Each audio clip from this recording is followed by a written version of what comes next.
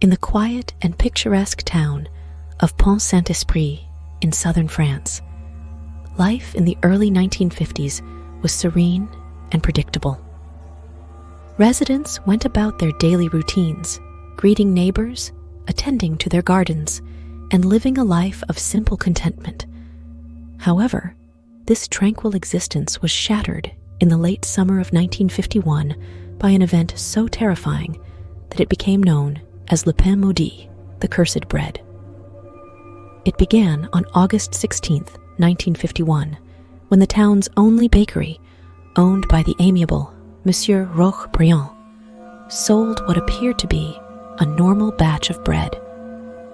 Families purchased their loaves, eager for their daily sustenance, unaware that this bread would soon become the source of unimaginable horror. That night, strange and unsettling events started to unfold. Residents began to experience intense and vivid hallucinations. People saw their loved ones transform into grotesque, nightmarish figures. The air seemed thick with unseen, malevolent presences, and many claimed to hear whispering voices, growing louder and more insistent as the night wore on. Families huddled together, locking doors and windows, hoping to escape the unseen terror. By the next morning, the situation had only worsened. Reports flooded in of people behaving erratically. A mild-mannered farmer, known for his gentle demeanor, was seen running through the streets, screaming that his body was being devoured by unseen insects. A young mother, cradling her infant, claimed that her child had been replaced by a demon and attempted to throw the baby into the river to rid herself of the evil spirit. Doctors and local officials were at a loss. The small hospital quickly became overwhelmed as more and more residents succumbed to the hysteria. People were strapped to their beds to prevent them from harming themselves or others, their faces twisted in terror, eyes wide with fear. The town's priest, Father Jean, who had lived through the horrors of World War II, claimed he had never seen such madness and began performing exorcisms, convinced that Pont-Saint-Esprit was under a diabolical siege.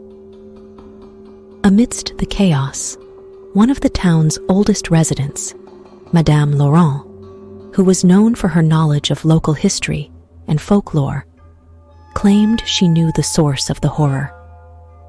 She spoke of an ancient curse that had plagued the town centuries ago, a curse tied to the land where the bakery now stood. According to her, the ground was once a site of dark rituals, and any food produced from it would be tainted with evil.